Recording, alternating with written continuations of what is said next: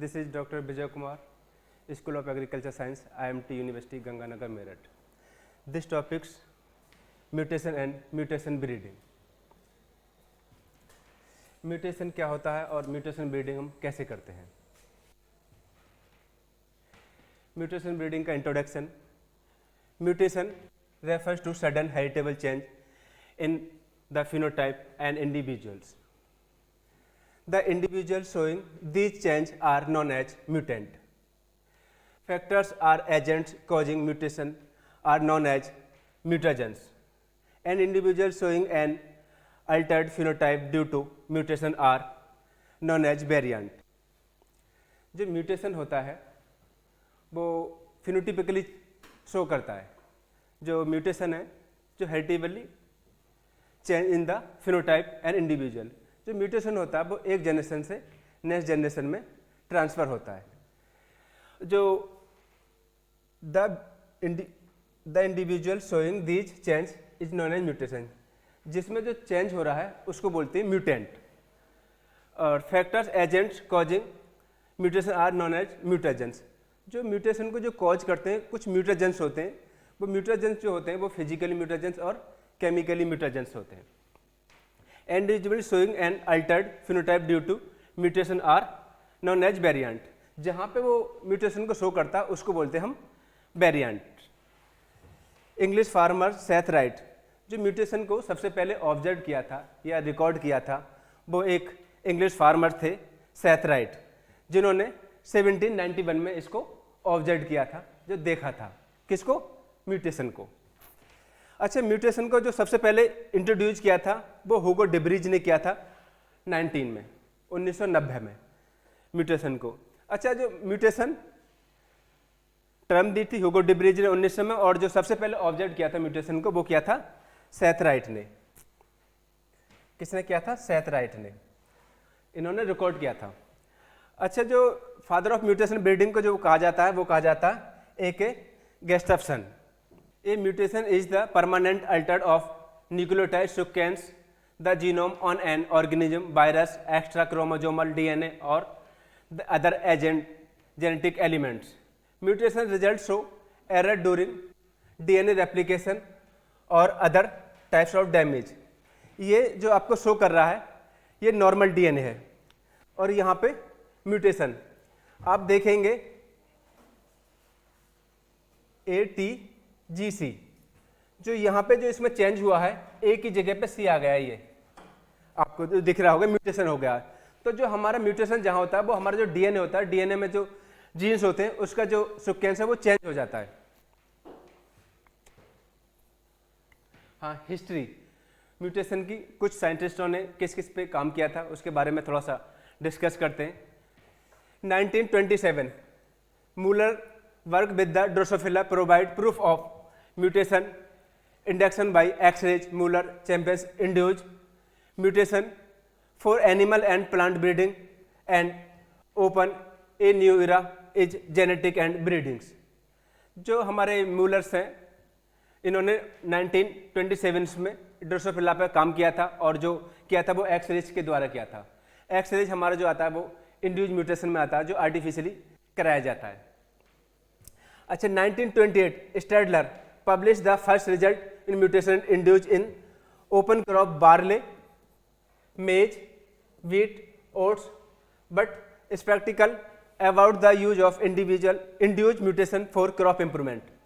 जो स्टैडलर ने किया था सबसे पहले बार्ले में किया था 1928 में किया था और इन्होंने सबसे पहले ये बार्ले क्रॉप्स में किया था. उसके बाद मेज में किया था, व्हीट में, ओट्स में और अदर क्रॉप्स में. ये जो किया था क्रॉप इंप्रूवमेंट्स के लिए किया जाता है. 1936 first induce mutation variety is read tobacco. सबसे पहले जो वेराइटी रिलीज की गई थी वो क्लोरीना वेराइटी की गई थी. किसकी? टोबैको की. किस देश ने की थी? इंडोनेशिया ने. एक्स-रेज के द्वारा इसको रिलीज किया गया था. 1942 first report the induced disease resistant in crop plants, X-rays induced mildew resistant in barley. जो 1942 में सबसे पहले जो वैरायटी बनाई थी वो डिजीज रेजिस्टेंट बनाई थी. किसके द्वारा, एक्सरेज के द्वारा बनाई थी। कौन सा डिजीज था, मिल्ड्यू रेजिस्टेंट इन बार्ले। इसका जो रिसर्च पेपर है 1942 में, ये फेरिसलैब एंड लेंज इन पे। अच्छा, उसके बाद 1946 first report of chemical induced mutation जो किया था 1944 में, एरावेच एंड रॉबिन्सन। अच्छा, जो हमारे साइंटिस्ट है मूलर, उन्होंने जो वर्क किया था 1927 में ड्रोसोफिला पर काम किया था। इस काम के लिए, इनके काम के लिए उनको नोबेल प्राइज मिला था। कब मिला था, 1946 में। इन्होंने जो ड्रोसोफिला में काम किया था उस काम के लिए इनको नोबेल प्राइज मिला था 1946 में।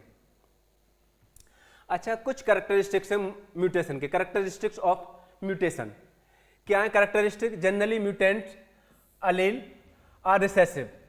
जो म्यूटेशन होता है उसके जो कैरेक्टर्स हैं, जनरली जो म्यूटेशन होता है वो रिसेसिव होता है, recessive to their wild type of normal alleles. अच्छा, mutation have harmful effect but some mutation are beneficially. जो म्यूटेशन होता है वो 99.09% हार्मफुल होता है और 0.01% बेनिफिशियल होता है, जिसको हम का क्रॉप इंप्रूवमेंट्स के लिए यूज करते हैं। जो म्यूटेशन होता है जनरली हार्मफुल होता है, लेकिन हम का उसको जो हमारा 0.0 जो बेनिफिशियल होता है वो 0.1% होता है। ठीक है। अच्छा, spontaneous mutation occurs at very low rate. जो नेचुरल म्यूटेशन होता है वो लो रेट होता है, बहुत कम होता है, और जो इंड्यूस म्यूटेशन होता है वो हम आर्टिफिशियली कराते हैं। Sorry, highly mutation sites within a genes are known as hot spot. जहाँ पे ज़्यादा म्यूटेशन होता है उस जगह को बोलते हैं hot spot. Highly mutation rate होता है, मान लो किसी भी प्लांट में किस जगह हो रहा है तो उस जगह को हम हॉट स्पॉट बोलेंगे, जहाँ पे म्यूटेशन रेट हाई होता है। Some genes show high rate of mutation, such genes are called as mutable jeans.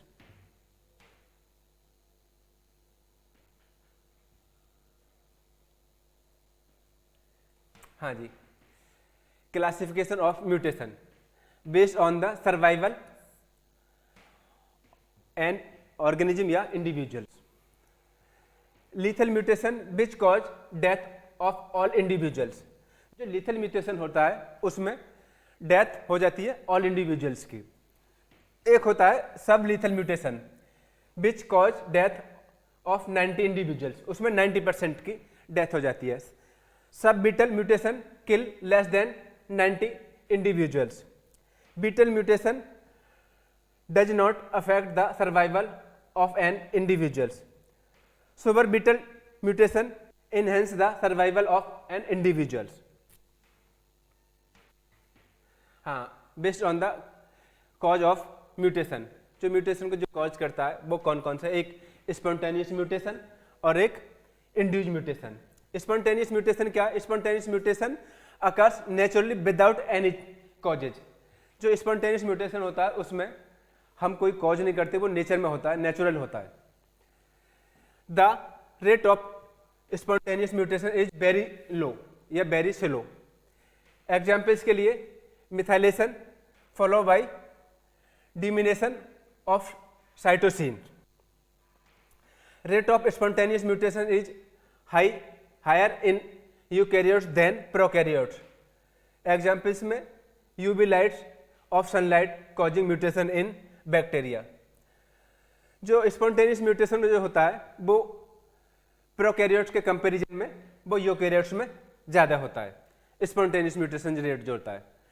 Examples के में देख सकते हो, sunlight cause by UV red bacteria में।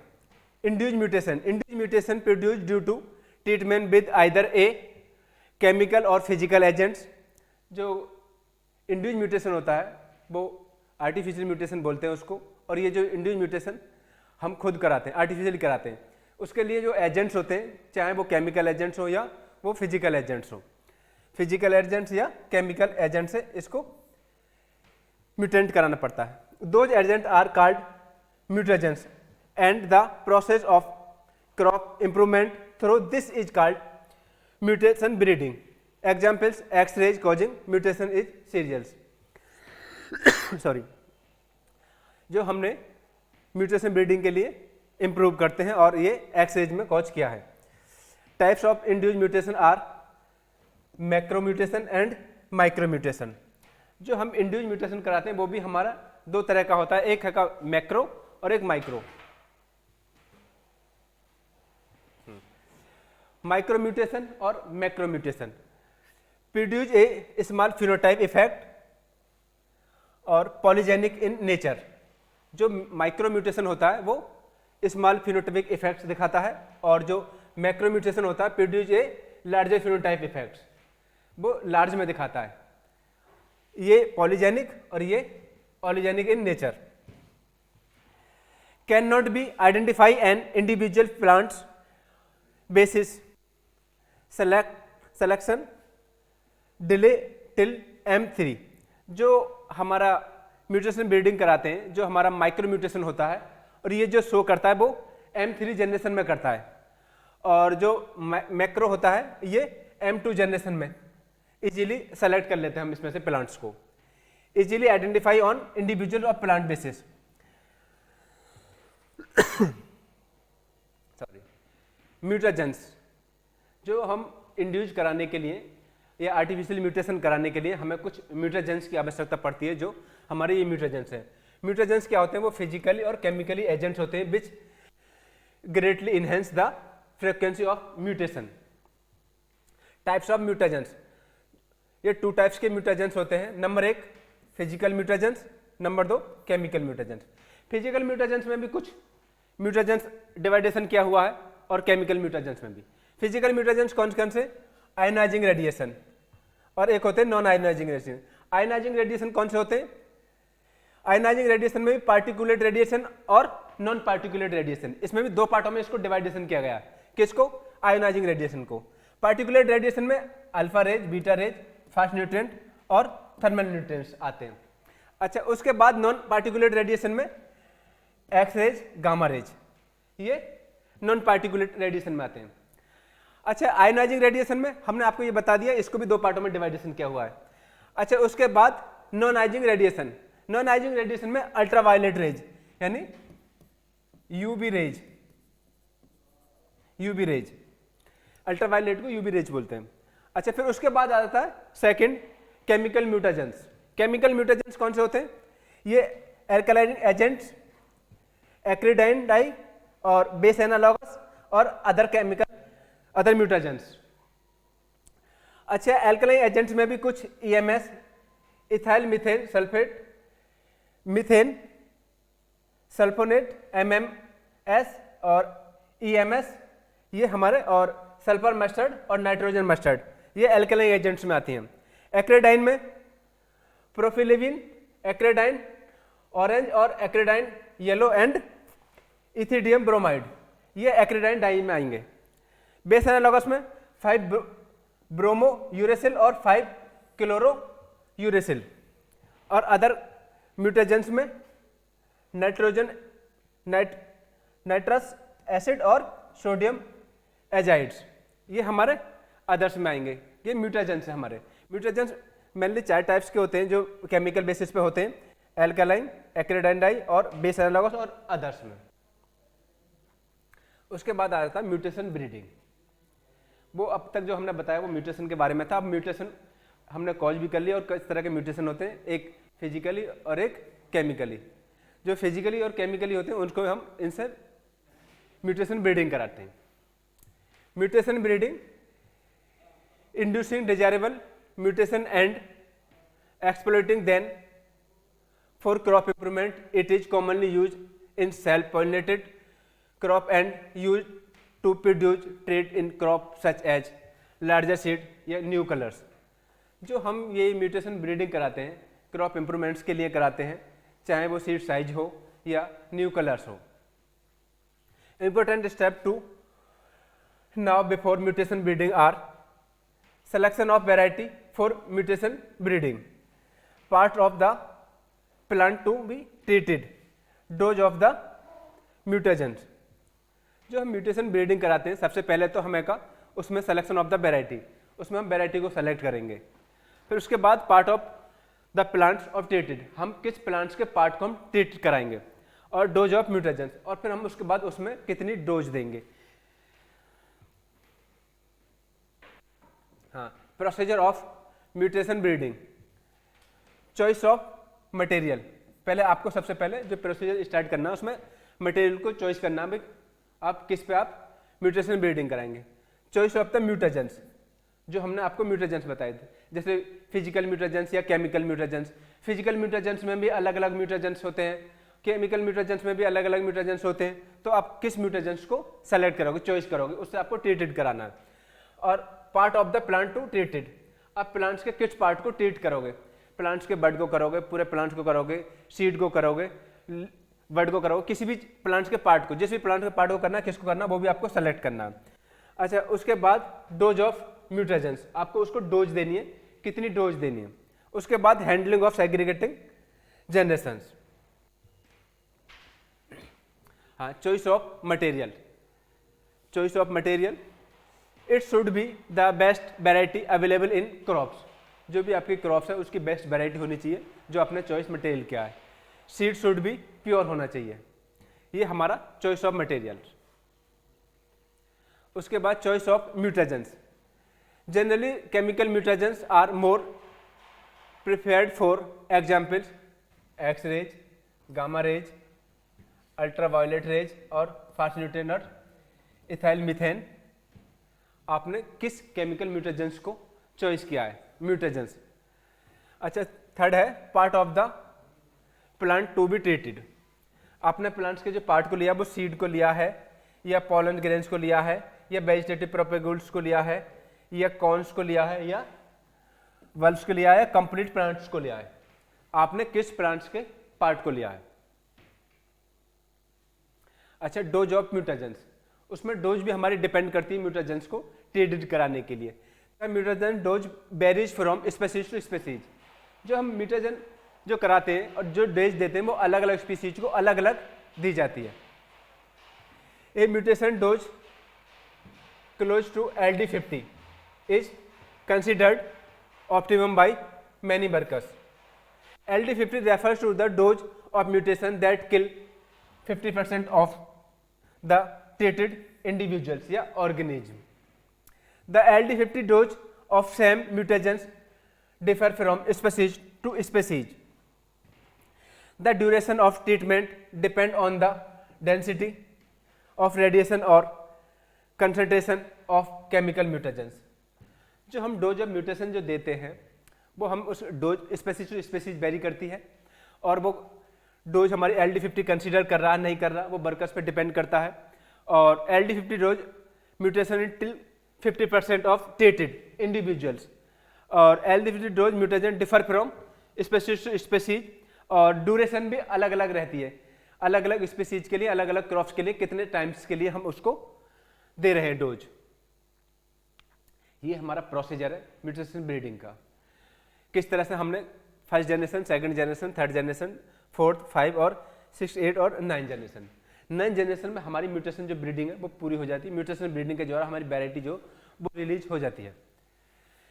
पहले साल में mutation treat seed space planting, जो आपने म्यूटेशन को जो ट्रीट कराया है और जो उसकी प्लांटिंग की है वो स्पेस प्लांटिंग की जाएगी, जैसे इसमें दिखाया हुआ है, शो किया हुआ है। Seed from individual plant harvest separately, जो हमने क्रॉप लगाई थी फर्स्ट जनरेशन में, M1 जनरेशन में, और उसको आपको हार्वेस्ट करना सेपरेटली। अच्छा, उसके बाद second generation individual plants progeny are grow, जो हमने सेकंड जनरेशन में लगाई वो उसकी इंडिविजुअल प्रोजनी, ये प्रोजनी है, ये प्रोजनी हमने इंडिविजुअल प्रोजनी लगाई।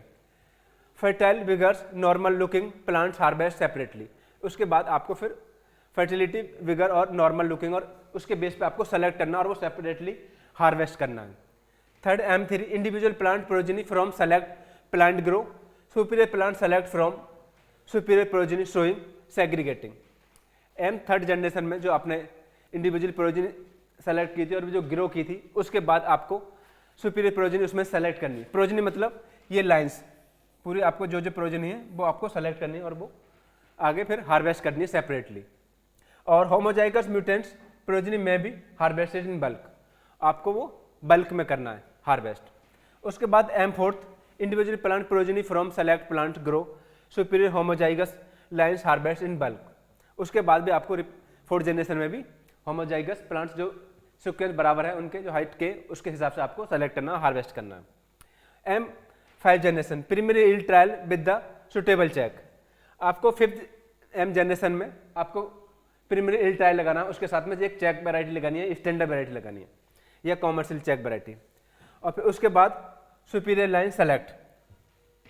उसके बाद M6 और M8 generation multiple location yield trial और outstanding are lines release as a new variety.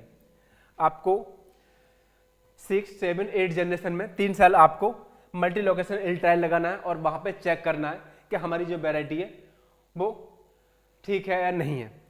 आपकी वैरायटी ठीक है तो outstanding lines release as a new variety, फिर आपकी as a variety new variety release हो जाएगी। और उसके बाद M9 में सीड मल्टीप्लिकेशन और डिस्ट्रीब्यूशन, ये 9 साल में आपकी जो वैरायटी है वो रिलीज हो जाएगी। मल्टीप्लिकेशन डिस्ट्रीब्यूशन ऑफ फार्मर को डिस्ट्रीब्यूट कर सकते हो।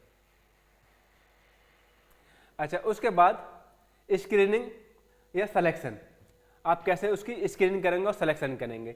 मेनली 3 टाइप्स स्क्रीनिंग या selection techniques are use to in M2 subsequent generations. Number 1 visual, mechanical या फिजिकली और अदर मेथड्स। जो आप है का उसको सिलेक्शन करेंगे वैरायटी का, वो आप या स्क्रीनिंग करेंगे वो आप विजुअल कर सकते हैं आंखों से देख के, या है का केमिकली या फिजिकली आप चेक कर सकते हो जाके नहीं। और उसके अदर मेथड भी visually most effective and efficient method for identifying mutant phenotypes. जो आप विजुअली करेंगे तो आप शो देखेंगे प्लांट्स को तो उसमें अलग ही पहला जो प्लांट्स होगा उससे अलग होगा, वो फिनोटाइप ही अलग होगा, डिफर होगा। Mechanically very efficient for seed size, physically उसका सीड शेप या वेट, डेंसिटी एक्सेट्रा, इससे आप उसको आइडेंटिफाई कर सकते हो मैकेनिकली या physically. Other method low alkaloid content mutant can be select using colorimetric test. आप अदर मेथड से इससे भी लो एल्कलॉइड कंटेंट और सेलेक्ट यूजिंग कॉलोरीमेट्रिक टेस्ट, इस मेथड से भी उसको आप म्यूटेशन को पहचान सकते हो कि आपकी जो वैरायटी है वो म्यूटेंट हुई है नहीं है। ठीक है, ये मेथड है। एडवांटेज ऑफ म्यूटेशन ब्रीडिंग, उसके कुछ एडवांटेज है, वो क्या है। Mutation breeding is a cheap and rapid method for developing new variety. कोई भी वैरायटी को डेवलप करने के लिए एक सस्ता और रैपिड जल्दी से वैरायटी रिलीज की जा सकती है, developing a new variety. Second, induce mutation is use for CMS cytoplasmic motility. Ethidium bromide has been used for induction of cytoplasmic motility is barley. Cytoplasmic motility के द्वारा भी वैरायटी बार्ले में हमने release की है। Next, mutation breeding is more effective for this improvement of oligogenic characters. Mutation breeding is the simple, quick and the best way when a new character is to be induced. ये हमारे कुछ advantage थे या achievements थे। Advantage, कुछ उसकी limitation भी mutation की या म्यूटेशन ब्रीडिंग की। वो लिमिटेशन क्या है?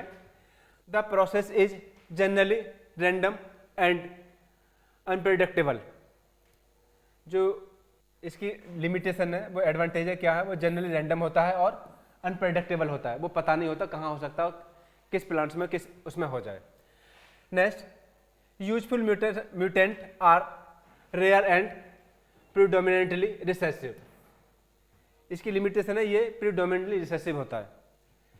Mutant can have a strong negative pleiotropic effect on other traits. ये प्लियोट्रॉफिक इफेक्ट होता है, ये एक के साथ में एक से अदर ट्रेड्स को भी इफेक्ट कर देता है, ये लिमिटेशन है।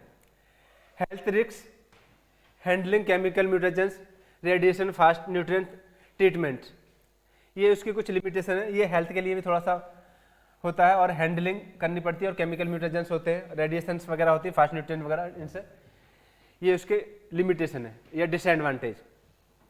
नेक्स्ट है most mutant are of no use the breeding even if a large number of mutant can be produced. Field trialling and germplasm storage can be expensive and require a lot of space and careful management of if large mutant population handles। इसमें हम large में नहीं कर सकते और एक short में ही किया जा सकता है, ये भी इसकी लिमिटेशन है। हाँ, म्यूटेशन जो ब्रीडिंग जो की जाती है, म्यूटेशन जो किया जाता है वो उसके कहाँ पे, रिसर्च सेंटर में। A primary research center and institute in Indian that particulate in the development of release in various mutants। Indian Agriculture Research Institute IRI में है, न्यू दिल्ली में, जहाँ पे म्यूटेशन ब्रीडिंग और म्यूटेशन किया जाता है।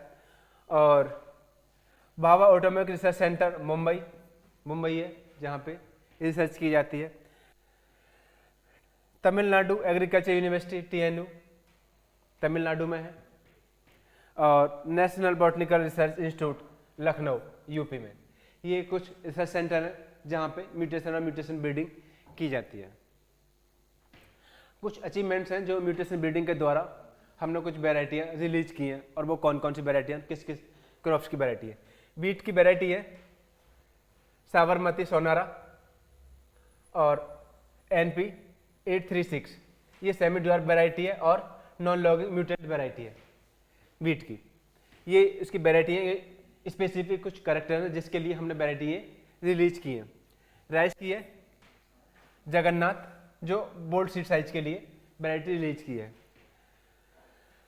Prabhavati short stature, Mohan salt tolerance variety, ये राइस की 3 वेराइटी है। कॉटन की MA9 MCU 7 और पूसा अगेती, ये इम्प्रूव वेराइटी है म्यूटेशन के द्वारा जो म्यूटेंट वेराइटी रिलीज की हुई है। चिकपी पूसा 08, पूसा 413, पूसा 417, पूसा 547, ये bold seed, better cooking quality and high yield performance. Moong bean Pant moong 3, barley RDV1 short structure barley, और लास्ट है groundnut TG 47, larger seed and early maturity और हाई ऑलिक एसिड। TG 47 और TBG 39, ये कुछ वेराइटी हैं जो म्यूटेशन ब्रीडिंग के द्वारा इंप्रूव की गई हैं। Thank you.